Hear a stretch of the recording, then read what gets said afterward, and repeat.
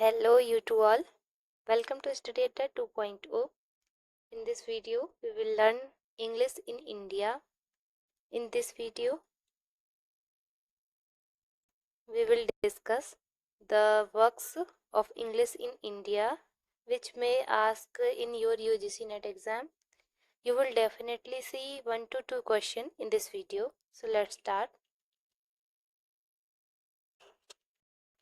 First work is English in India, its present and future. English in India, its present and future. This work written by V.K. Gokak.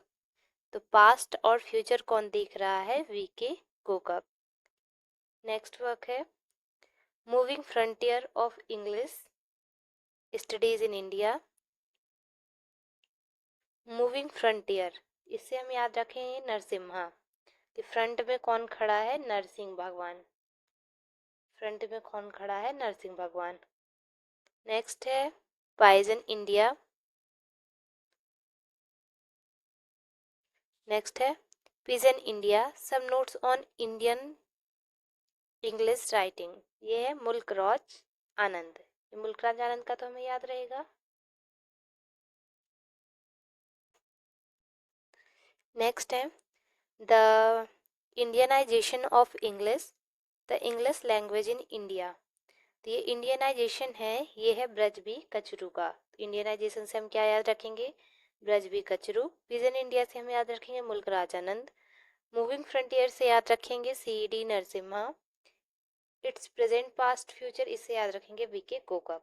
हमने 4 works याद कर लिए हैं. Next है the alchemy of English, the spread function model of non native Englishes. ये alchemy of English ये work है ब्रजबी कचरू का. इसका पूरा टाइटल जरूर याद रखना है. The alchemy of English, the spread functions and the model of non native Englishes.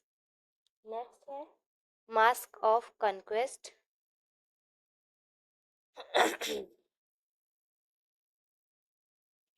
Next है mask of conquest, Gauri Viswanathan.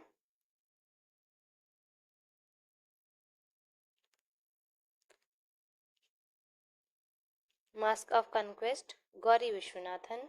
Mask लगाओगे आप तो क्या हो जाओगे? गोरी गोरी, तो गौरी से याद रखेंगे. The rhetoric of Indian English, rhetoric है ये सारा सुलेही. तो जो रिटोरिक है लोरी टाइप की सुन के हम सो जाते हैं, तो इससे हम याद रख सकते हैं रिटोरिक सारा सुलेही.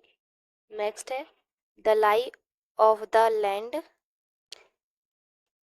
English literary studies in India.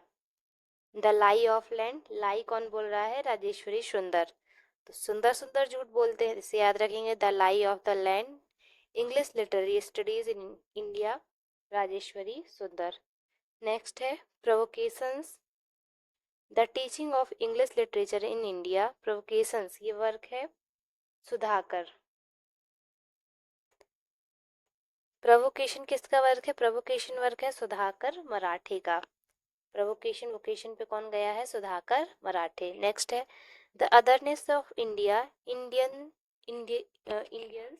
Aunt tongue syndrome. ये तो बहुत इंपॉर्टेंट है, ये VYQ है. This work is Probal Das Gupta. Probal aunty जो बात बात में क्या मारती हैं? प्रोवर्ब मारती हैं. अजल गगरी छल कर जाए, इस टाइप का. तो ये हम याद रख सकते हैं प्रोबल. प्रोवर्ब से प्रोबल, ये आंट टंग सिंड्रोम. नेक्स्ट है colonial transaction, English literature and India. This work is by Harish Trivedi. Colonial transaction, English literature and India, Harish Trivedi. Next है rethinking English, essay in literature, language, history. Rethink कौन कर रहा है? स्वाति जोशी. बार बार सोचने के बाद हमको जोश नहीं रह जाता, पर स्वाति जोशी को जोश है बार बार सोचने के बाद. ये किसका वर्क है? स्वाति जोशी. नेक्स्ट है प्रॉब्लमटाइजिंग इंग्लिश इन इंडिया. ये है R.K. Agnihotri and A.L. Khanna. ये प्रॉब्लम किसको किसको है? R.K. अग्निहोत्री को और A.L. खन्ना को. नेक्स्ट वर्क है subject to change, teaching literature in the 90s. Subject change कौन कर रहा है? This work is Sasi Tharoor. Subject change Sasi Tharoor, teaching English literature in the 90s. Next है English Studies in India, Widening Horizons. This work is Narasimha किसका work है? नरसिम्हा का. English studies in India, widening horizon, किसका work है? C D Narasimha का. Next है the perishable empire, Meenakshi Mukherjee. ये तो वर्क बहुत ज़्यादा ही इम्पोर्टेंट है. The perishable empire, Meenakshi Mukherjee. Next है translating India, the cultural politics of English, translating India, Rita Kothari. Translating India किसका वर्क है? Cultural politics of English, Rita Kothari. जो इंग्लिश ट्रांसलेट करने में कौन रो रही हैं, तो रोज से हम याद कर सकते हैं रीता कोठारी. नेक्स्ट है the story of English in India, the story of sorry the story of English in India, N Krishnaswamy and Lalitha Krishna. Story कौन बता रहा है? The story of English in India, India में इंग्लिश की स्टोरी कौन बता रहा है? N Krishnaswamy. जैसे कृष्ण जी की स्टोरी सुनाई जाती है, वैसे इंग्लिश की स्टोरी सुनाई जा रही है इंडिया में. ललिता, कृष्ण की लीला, और कृष्ण, ऐसे याद कर सकते हैं.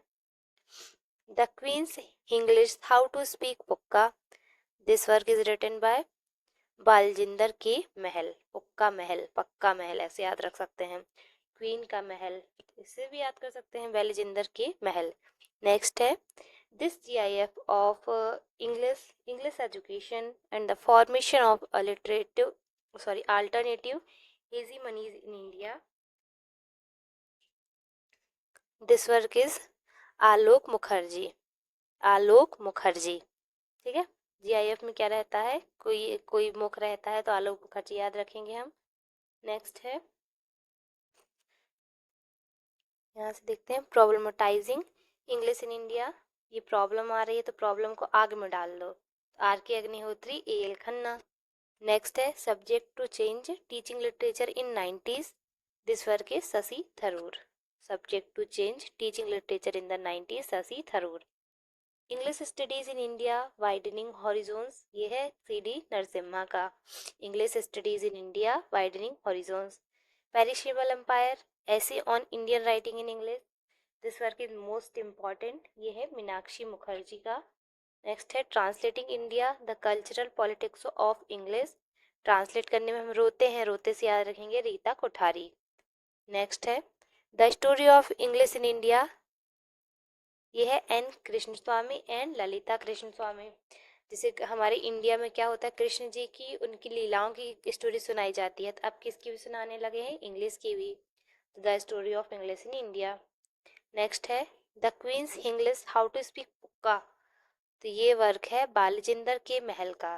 तो ये हम याद रख सकते हैं, क्वीन का महल, क्वीन और उनका महल. नेक्स्ट है this GIF of English education and the formation of alternative hegemonies in India.